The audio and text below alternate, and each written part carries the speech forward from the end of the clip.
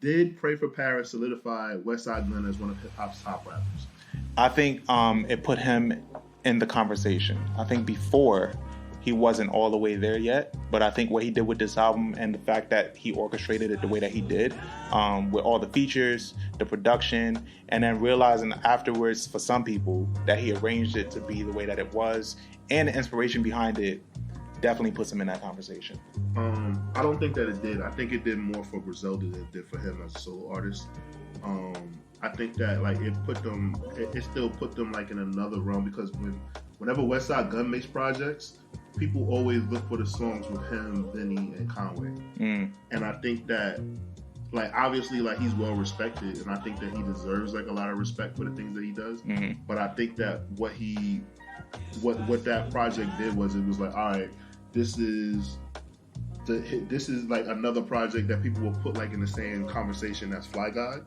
And it just like solidified like, okay, Griselda's real. Like they actually make quality projects, and that's what it did. I don't think that it made Westside Gunn like a star, or it made him in the hip hop world. I don't think that it made him like more, like it gave him more notoriety. I completely disagree. I think this did more for him than it did for the crew. I think, if anything, it probably set the crew back, because it didn't make them a crew. They're not looked at as a crew anymore. Or rather, I won't even say set them back. I think it more so like very much stamped their individuality. So like this album stands out for his discography because it's such a big moment for him. And then now it makes people look at Benny's projects a certain way, where like what they're expecting from him. It makes people look at Conway to see what he's about to do. So like it very much stamped the individuality of Griselda and what they do. I don't think it set the palette for what they do, but it's the individuality. Now they look at Westside Gunn and they expect certain shit from his projects. We'll just agree to disagree on that, because when I look back at like Fly God, Pray for Paris, Supreme Billiente, 10, the Hitler Wears Hermes series. I feel that like Westside Gunn has been putting out quality projects. Those 5 well, obviously the Hermes, Hitler Wears Hermes, that's a series. But I just listed like 5 projects that he has, right? And like I could still ask some people like, yo, like, you know, tell me like a Westside Gunn verse or like, you know, something. And like they can't. Like, so that's what I'm saying, like it hasn't put him in that, it hasn't put him on like the same. He might have opportunity. Like I think he's respected amongst his peers, and I think that like it puts him in a lot of rooms with people that obviously like he can call Hove whenever he wants to and stuff like that. But like it didn't put him like on the same level like Freddie Gibbs. Like Freddie Gibbs was underground and he was able to like come up. I still think that Westside Gunn is still viewed as underground, and I love Westside Gunn, but I'm just saying for me I don't think. What I'm saying is, I don't think he gets enough recognition. I think he needs more. I think he needs to be celebrated more. Like, that's what I'm saying. I'm not shitting on him. I'm saying like I think people are missing it, and more people need to look at it. He should be celebrated more, but then he walks the fine line of being Wale, where he talks about it more than he gives people the opportunity to praise him. So like you see how Wale will tell you like, no nigga, I'm nice. I just put this out, and that out. And they have a lot of similarities low key. They're into a lot of the same shit. And they wear their hearts on their sleeve with how they feel they should be appreciated. Well, in Wale's defense, I think he's been fucked over a lot, and I think a lot of broken promises happen with him and his situation with the label. Whereas with and that's where Wale's frustrations come from, right? And you know how like he sees like there's favoritism amongst artists that are his peers. With Westside Gunn, he sees social media, and like sometimes he goes on social media to defend himself. And like sometimes I think he goes a little bit overboard, but I think that's like his ego talking than him actually like trying to like analyze like, all right, like why is this being said about you know, why am I being overlooked? Why am I not being listed on these top lists at the end of the year? I can absolutely picture Westside Gunn calling Complex to Black on them about their lists back then. But you just proving my point. Like he's not being acknowledged when these end of year lists come up, and that's what bothers him. Yeah, no, I get that. I'm just saying as far as like his greatness or whatever, like he's in that lane of working his way there. I just hope that, I just want him to stick to what he's gonna do, because it seems like he walks a fine line between wanting to be on those lists and not needing the acknowledgement. So it's like, all right, which one do you want to focus on? Because sometimes we hear from him, yo, I'm done. I'm just going to focus on putting these Griselda projects out. And then he'll be like, nah, nigga, I'm dropping 10. I think every time he gets in the studio, he gets the itch. That could be possible. I could see that too. Well, that's evident, obviously. Yeah.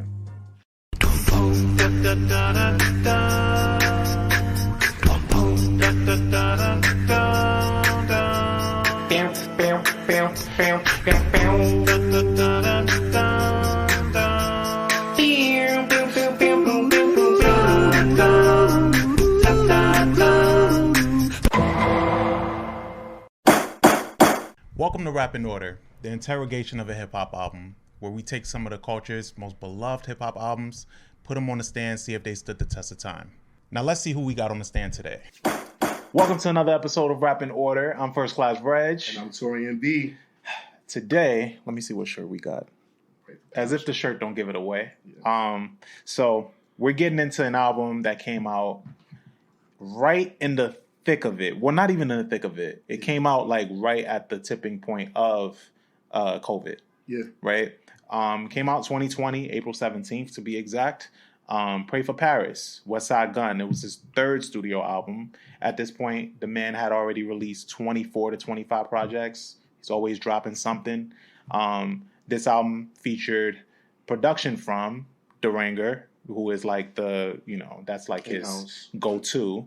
Beat Butcher, The Alchemist, DJ Muggs, DJ Premier. You got features on here from Benny, of course, and Conway. You got Joey Badass. You got Tyler, the Creator, Boldy, Freddie Gibbs, Rock Marciano, Wale, Joyce Rice. It's just a bunch of people on here. And I think they're all intricately placed. This album came when, like I said, COVID. But while he was putting it together, I remember him actually catching COVID and having to like redo some things or whatever. I remember the track list had leaked and everybody was like, bruh, he got Premiere. Like, it was just a big deal about this track list because of how well placed it was and how put together and all the people that he had. And Westside is not, I would say in the Griselda package, people don't really look at and regard him as the lyricist. They look at Conway as that guy. Yeah. And then they look at Benny as like being that voice. And then I guess what Westside Gunn has always been appreciated for is you can kind of look at him as like the Jim Jones of like having the ear and bringing the sound, but not like the strongest suit. But he's going to give you good music, good quality, at least from the squad.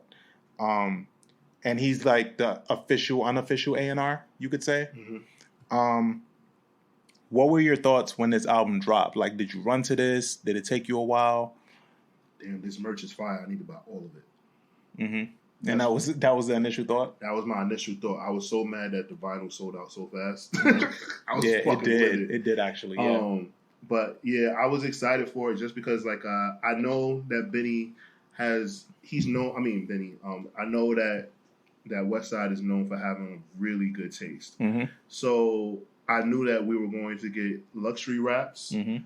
And I love me some luxury rap. I like rapping to me about some shit that I can't afford. Please, man. Like, give me aspirations. Yeah, give me aspirations. Make me feel poor. Make me question shit. Yeah. So, with that being said, I just felt like, all right, this is going to be like great. What I didn't expect was for this project to come out and like rival as arguably maybe possibly his best project. Okay. Like, yeah. I don't think like it's debatable, mm-hmm. but I don't think it's like clear cut like Fly God. Mm-hmm. But like I didn't think that because you got to think like he had over 24 projects. He's put out Hitler, Where's Her Mess? So it was just like, what about this project? Like, what about this time mm-hmm. was going to make it so good? And like it was a good follow up, and I think that that's actually really impressive. Yeah, I think what was so special about this is how narrowed in the creative direction is, and it being fully inspired by his trip that he took to Paris, mm-hmm. even down to everything in it, down to the features, down to the names of the songs. of it being like just places he went. 327 is just called that because those are the New Balances he was wearing at the time. Like, Party with Pop Smoke is just the fact that he was literally at a party with Pop Smoke and he met up with him and they met in Paris and like caught a vibe out there. Like, so it's just things in here that he used as nods just to that trip. So like when you get albums like that are streamlined like that and that focus, it's hard for there to be fuck ups. I agree. Like I like some people don't like it like when a rapper like does that is because I think that they like identify hip hop in a certain way. Like some people like hear hip hop and they're like it's about the struggle, it's about the gutter, or like some people hear hip hop and they're just like, oh, I want to hear storytelling, I want to hear that. And for me, like the first rap album that like I like bought and I understood, and I think I've talked about this, was It Was Written. Yeah. So like pretty much like that rap album was, if you really think about it, that was like luxury mafioso rap galore, right? And Nas, because that was when he was in his really like his Nas Escobar. So for me, when I hear like this luxury fly shit, I'm not thinking like, oh, I can't relate. I'm just like, oh, this is that fly shit. This is what you aspire to. If this is what you aspire to, like I aspire, like I get money, y'all gonna know. So I'm just saying, like I hear that shit and I'm like, give it to me. I will say this though.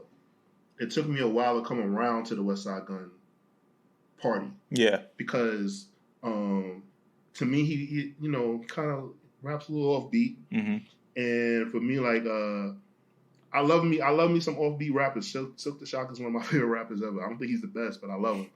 But I guess like what I expect from a rapper in this genre is to kind of like have like more of a flow, and I think I'm like spoiled by being a fan of like Biggie and Jay. So then when I hear somebody like Westside Gunn or like Benny, I just feel like I'm like, yo, like, are they not catching it? Like, are they laying their vocals and they just putting it on top? So it took me a while, but like when I started like actually listening to what the fuck they were saying, it made all the difference, and like it just made up for that. I just wanted to just be honest and like not say I've loved Westside Gunn from day one. No, it took. I like had to like sit down and make myself listen to him and like love his ad libs and like know like his references that he makes to Back Home in Buffalo, or like on this album, like this was his Seeing the World album. Like he was traveling more and stuff like that. So. Yeah, I get that. I think for me, like the quote unquote like the offbeat rap, I don't know if it just doesn't register like that to me, because when I be hearing them, I get the pocket that they in. Like I understand it and I can kind of hear it more.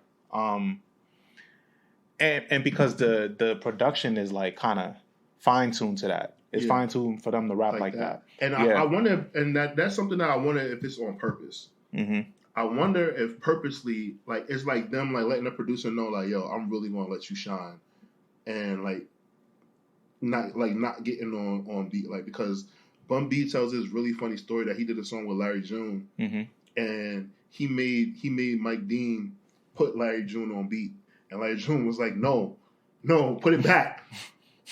And he was like, you're going to ruin it.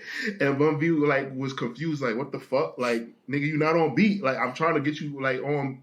And you know, Southern rappers are like really big on like riding the beat and like being polished.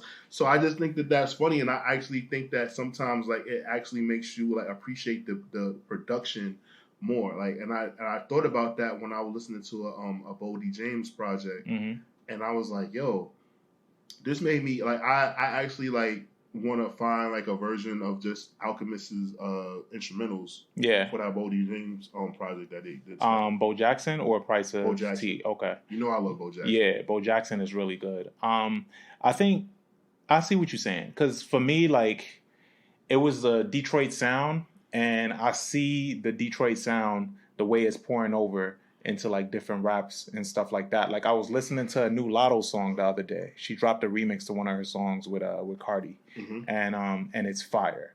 And the way she's rapping on it is in this Detroit pocket, and it's just like, yo, like for Detroit to elevate its sound, and I hate to go on a tangent about this, shit. Do but it. For Detroit to elevate its sound, you need artists to acknowledge when they take those flows and when they borrow those flows in those moments from Detroit, because like every few years, people will say, yo, Detroit was doing this. Detroit did that. Detroit is responsible for this. Like, it get its shine as a city and for its sound, but I need the rappers to acknowledge it too. Or like the fact that I'm hearing Lotto rapping like on a Detroit type beat or in a Detroit bag, I need her to just say or pay homage in that way.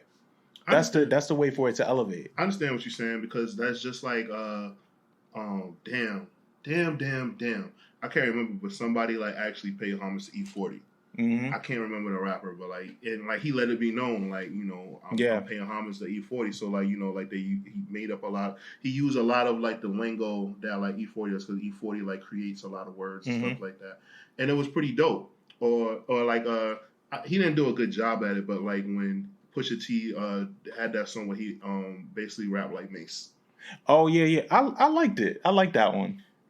With Kelly Rowland. Mace is Mace, bro. He sounded just like Mace. But I get it. But Mace is Mace. But let Mace be Mace. Or Yachty released Michigan Boy Boat, and that got critically acclaimed because he went to Flint. He was hanging in Flint. He actually met people there. Like it, you know, there's ways to pay homage. But you ever notice that little Yachty looks like he could be Mace's son? I can see that sometimes.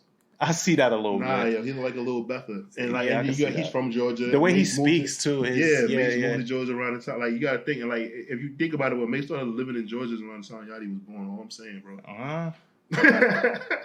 He cooking. He cooking. Man. Little boat is little Mace. Little Betha. So on this album kicks off with 400 million plus tax. Which is a sample from the auction of Leonardo da Vinci's Salvador Mundi. Yes. And it sold for $450 million in 2017. And it set the record for the most expensive painting ever sold in the auction. Yes. So with that being the opening, like I got like a lot of Only Built for Cuban Links vibes. Yeah. So that's a lot of like Wu-Tang, RZA, Raekwon influence right there. And I really like that part, because it set the tone for the project. You just like, all right, cool. Like this, I really like the fact that it was just like he encapsulated it just as a period of time in his life.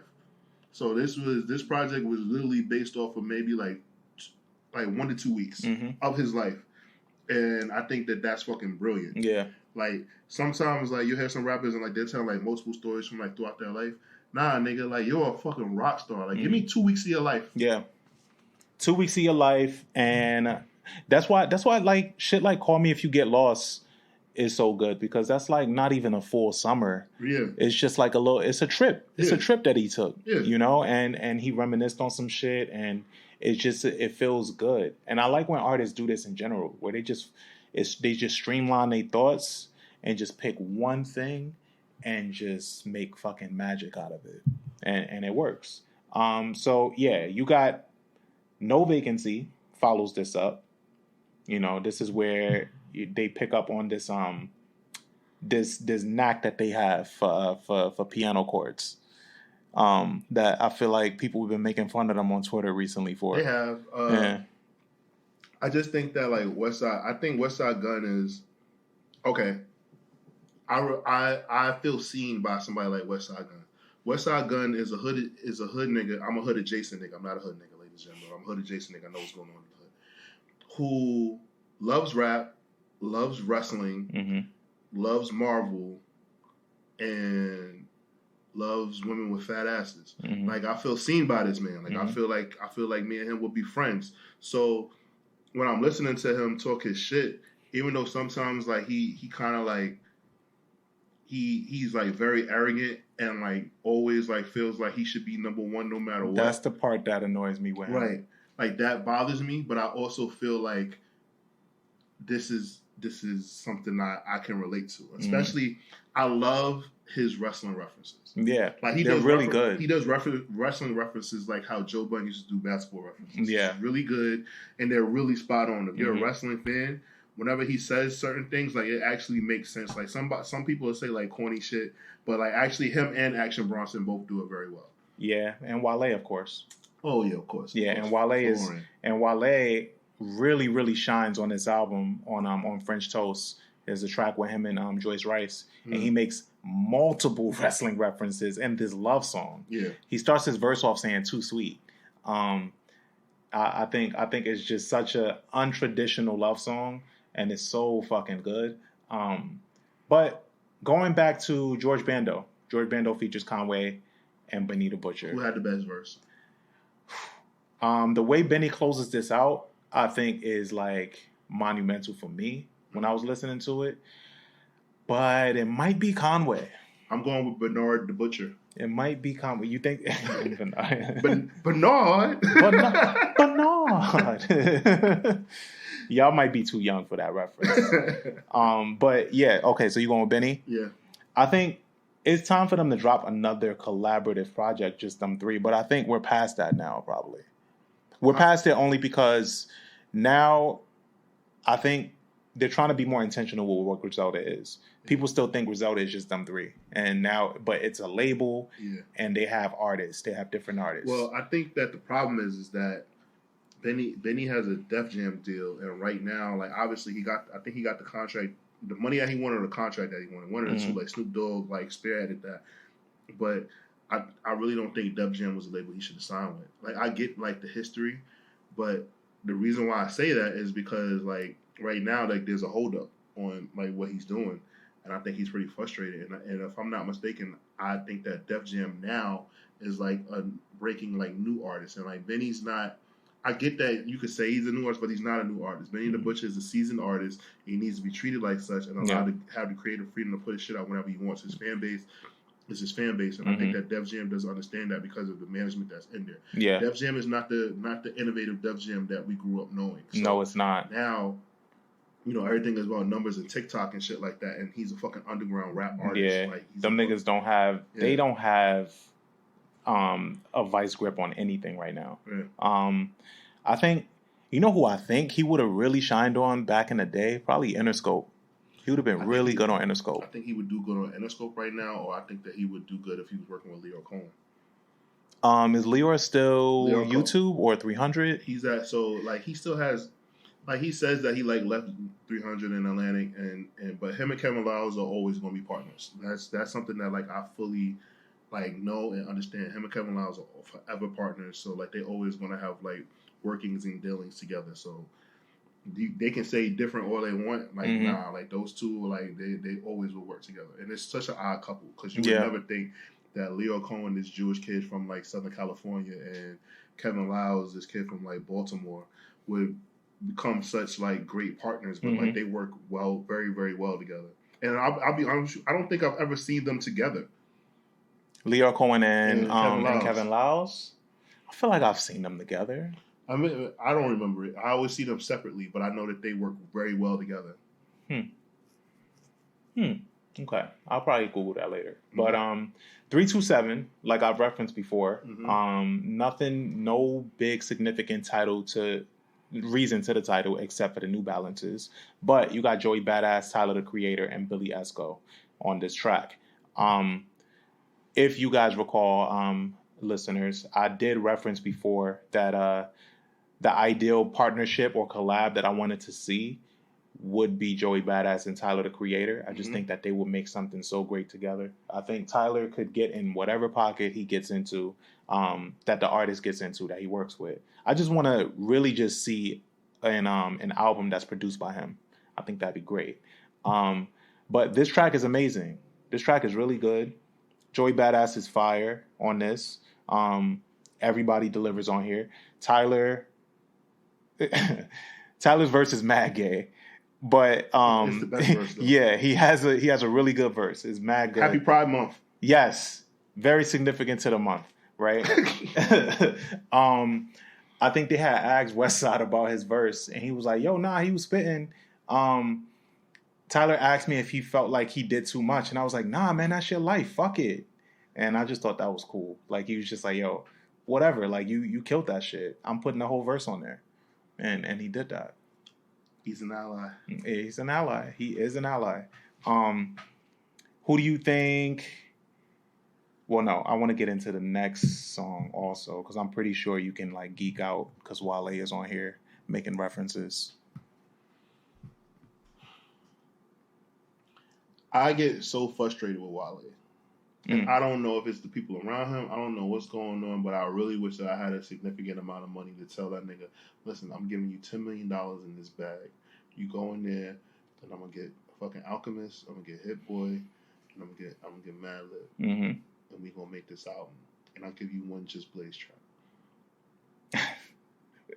Like that's literally what I tell him, and I just be like, listen, like your features, I have to okay your features. Yeah, Rick Ross cannot be on this project with you. I love him and Ross together, but I don't want Ross is going to overshadow. Ross takes him out of his element a little bit. So like literally, like I'm just doing that. Like I Wale is so frustrating because this verse is so good, ladies and gentlemen. It's a really good verse. You hear it and you just like, yo, like why you be letting these motherfuckers take you off your zone on this shit? Like his fucking references. The references, if you can pull them up, but like I just think that I didn't write anything down for it because I just listened to it and I was just gonna be like, yo, his references were spot on and great, but like it's infuriating to hear how good he is, and then to know like, oh man, like Wale, like you know, he's just kind of like he's doing well. His life is great, I'm sure of it, but like I just wish that like he was a bigger star. I really think that he should be a bigger star than what he is, and it's really. I don't know if you think it's too late. Who, Wale? I don't think it's too late, especially now because like now hip hop is transitioning to a place where like artists can be like older and kind of have like a renaissance. So I actually think that Wale actually might reach that point where like he'll be able to just put out whatever the fuck he wants. I just wonder like if he's like not fully discouraged or anything like that. Yeah, like literally all his references in this verse. I'm never gonna switch up. They are Eric Bischoff, like shit like that. And like this is a love song. He goes, mine works for Virgil like DiBiase.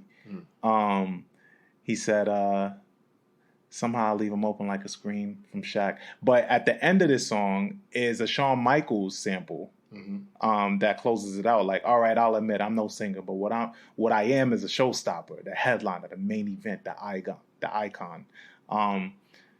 Just picking shit like that to close out a love song is just... Wow. I think like I said again, like there's just certain things like when we were kids and we would watch these guys, like they were like wrestlers, they were like our superheroes, and like they would get on the screen and like talk, and they would kind of like be able to give us confidence.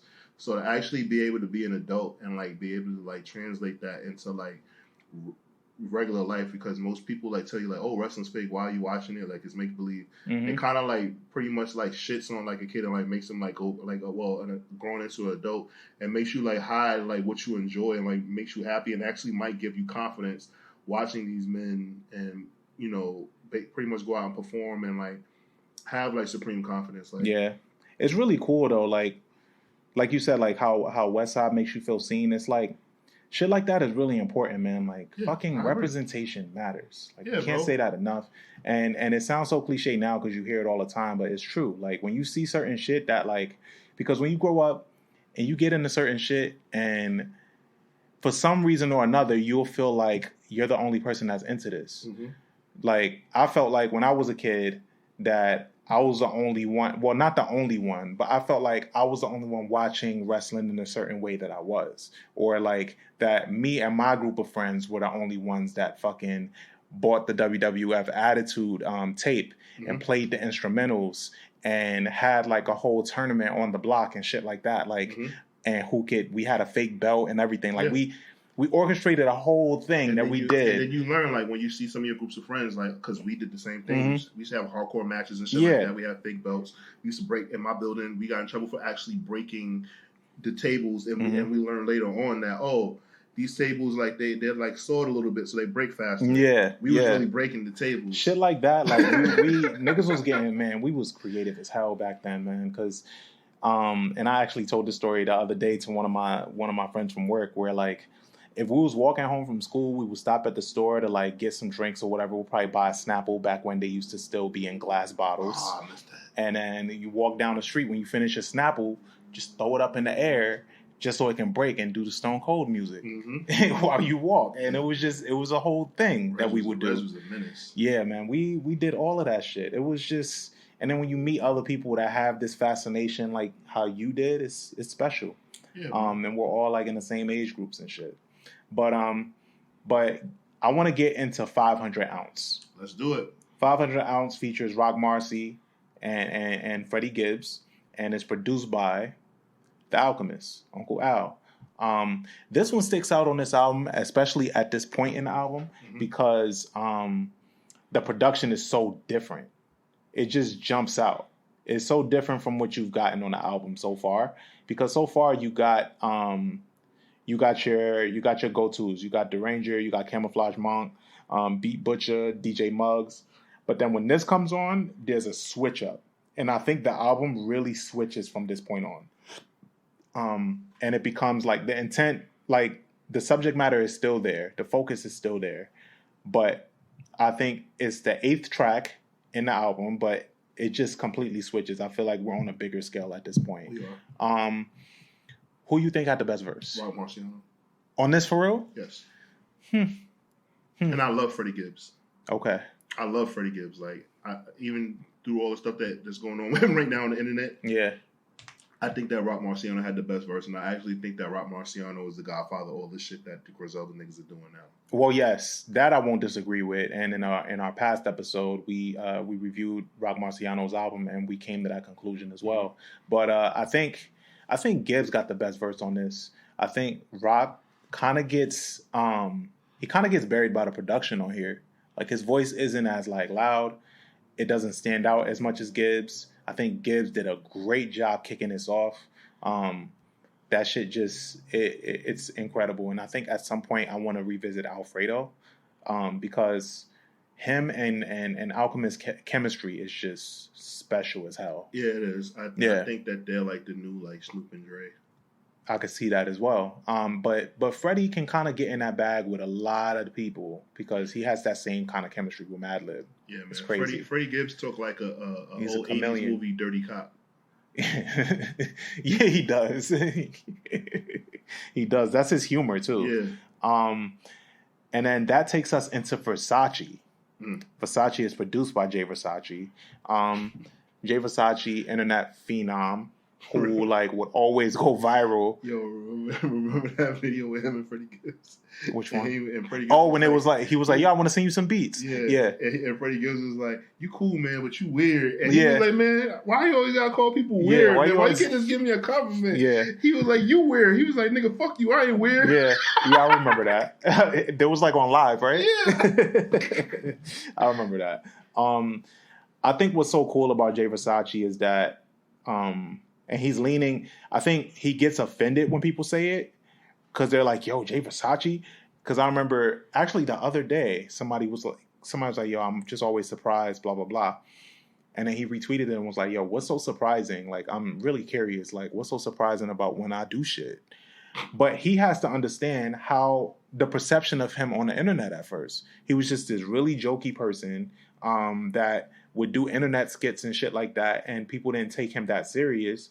So for him to completely switch up and not only do production, but do Griselda type level production, right, was very surprising to people. Like he did a complete 180, and I mean, essentially he grew up in front of our eyes, so that's fine. But it was impressive, and he did share a story about Westside Gunn shared a story about how he got a DM from Jay Versace, and he was like, "Yo, I got some beats for you." Or whatever. He did. Yeah. And that's what I'm saying. Like, I was just like, yo, like, why Freddie had to be a dickhead? Yeah. Yo, you cool, but you weird. So he shared that he had some beats for him, and Westside Gunn was like, Jay Versace? He was like, I mean, well, shit, send me something. And he sent it, and the first beat that he heard is this beat, and he rapped on it. And it said, and he said at this point he has about 30 to 40 tracks with Jay Versace that he produced. Wow. So at some point we'll probably get that. So no, Westside Gunn is not going to retire anytime soon. We're probably going to get those tracks at some point. We will. Claiborne Cake featuring Bodie James. Yes.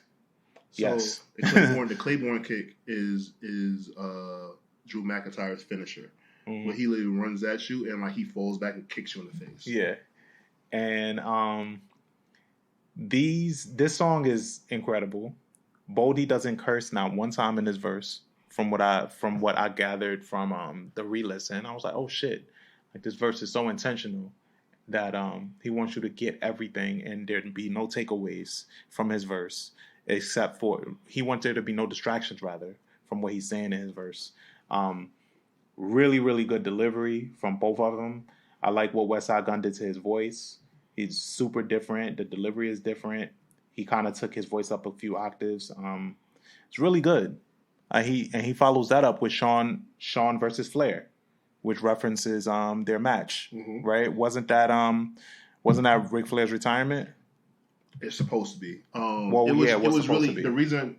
The references though basically like like this up and coming hotshot taking out like his idol. Well, I mean he wasn't up and coming hotshot, but Shawn Michaels was basically like the replacement of the new flashy guy in the wrestling business, and also seen as the bar for being the best wrestler ever. Like Ric Flair used to be that bar, and then Shawn Michaels came, and he was the upgrade. So like now, like a lot of like guys that come into the game say that I want to be the next Shawn Michaels, but before it used to be I want to be the next Ric Flair. Yeah. Which is dope, man. I think to find a way to fit that into the fold of this album was really, really dope. And that would take us into a track that I referenced earlier, which was Party with Pop Smoke. Rest in peace to Pop Smoke. Yes. I have here that I love how intentional everything is on this album, which I said earlier, because he's really, everything ties into this experience that he had with Paris. And just imagine being this intentional on trips that you take and just going somewhere and just creating something that was inspired and birthed there. And then he has this album to kind of reflect on. That's what we're going to do when we go to Memphis and go to Elvis' house. You gonna make an album inspired by what you saw at Elvis' house? In Memphis, the whole city. Okay, that'd be dope. Yeah, we're gonna go hang out with John Morant and shoot our guns on live. Yeah. Yeah, we're gonna go shoot our guns with John Morant. We're gonna go on Bill Street, and go to a jazz bar and listen to a BB King impersonator. Jerry the King Lawler has a restaurant there. We're gonna go there and start a bar fight. Okay. And we're gonna go to Elvis's house and steal one of his capes. And I'm a dance on a moving car with Glorilla. Oh, see? Mm-hmm. Yeah, exactly. Let's go. So yeah, Party with Pop Smoke is another special one, and his way of showing homage to Pop Smoke, and it's a great song. It's not somber at all. It's still great. Like it plays out perfectly, and it's produced by Tyler the Creator. Yeah. So the song that was produced by Tyler the Creator was actually like a low point for me. I was actually disappointed. Mm-hmm. Oh, with this song? Yeah. Mm-hmm. Obviously, the highlight with Tyler is the song that he's featured on. Mm-hmm. But I wasn't that impressed with this song that he produced for Westside Gunn. Okay. Yeah, I like this one a lot. But and I didn't even mention that Sean vs. Flair was produced by DJ Premier, and DJ Premier sent in this after he saw Westside Gunn's live. He was like, "Yo, are you done with the album?" And he said, "Yeah, it's done. But if you were sending me something, I'm gonna put your shit on there." And DJ Premier sent it and was like, "Bet." I just thought that was so cool that the nigga was watching his live and was like, "Yo, yeah, is this album done?" Why is it so easy for DJ Premier to, like, no disrespect to Westside Gunn? You about to bring up Jay-Z? Yes. Why is it so easy? Why is it so easy for you to do that with him, but when it comes to fucking Hov, like, y'all schedules don't work? How does that make sense? I feel like it's some shit between y'all that we don't know about. Probably. And that's not far-fetched. They both be doing the who's more important kind of thing. Mm-hmm. Because you're not gonna sit here and tell me that he could just hit up Westside Gunn like that and like he just be like, cool. Like Jay knows what it would mean to people for him and Premier to even do a song together. But again. That's why. Because he knows. He's a fucking asshole. That's why he knows. That's why the nigga didn't start rapping on Black Republic until like almost 2 minutes into the damn song. He just likes to draw things out. That's all. Yeah, bro. That's that Sagittarius shit. I don't like that shit. But the album closer, can you say that? No, nigga. You y'all know one thing I can't do. Y'all know I can't pronounce shit. But we can ask Siri to say it for us. The album title is in reference to a restaurant in Paris which specializes in Senegalese and West African food. Mm-hmm. So obviously he ate there. He had a great experience there. I think this was a great closer because this kind of just puts everything in just a nice bow. It does. I think it's a great close because if I'm, that's how like you have a nice dinner, mm-hmm. and then either you might go back to your hotel room or your Airbnb, and then the next morning you get up and go home, mm-hmm. or you just get on the fucking private plane right after that. But like I just thought that was something. I think the highest luxury is the food that you eat. Like that's the most luxurious thing that you can do. What you eat, not your jewelry, not the clothes you wear. For me, like, and most of the time, that's when you leave a city. That's what you remember from your trip is what you ate, how your food was. Because even when the fact that like you've been to New Orleans a couple times, like you've mentioned like what you ate and how that was. That's what I'm saying. Like it's some of the most luxurious shit that you can do. Mm-hmm. What you eat, So when you go somewhere and like you do those things and have those experiences, mm-hmm. that is more meaningful in my opinion than the things that like jewelry and stuff like that. Like mm-hmm. I get like how much jewelry costs, but like you eat some expensive food, especially like in Paris, like they got like snails and they got all that kind of shit out there. Mm-hmm. Like there's like a certain kind of like cuisine that's like only meant for rich people. For you to like there's certain things, you know what I'm saying? Like on 444 when Jay-Z was like, "Yo, I'm really feeding my kids liquid gold." Yeah. Like what? Like I just think I just think like he capped it off like really well, and a lot of people don't think about that when it comes to the food that they intake. Yeah, that's a fact. But we say all that to say, of course, we do encourage you guys to listen to this album. Let us know what you think in the comments. Before we, I was just about to say, before mm-hmm. we actually close this off, I want to end it off with what's your rating overall for this album? This one was tough. I give this one, I feel like I'm on fucking streak. 4 out of 5 mm-hmm. waffles. Mm-hmm. For this project. The production was precise. The sequencing was great. The features mm-hmm. was great. The concept of the album was amazing. Mm-hmm. I would say that the weakest thing on the album is that Westside Gunn isn't like the best lyricist. Yeah. But he set the tone for this project. You needed him. Yeah, like you couldn't have done this album. Like this album couldn't have been made without him.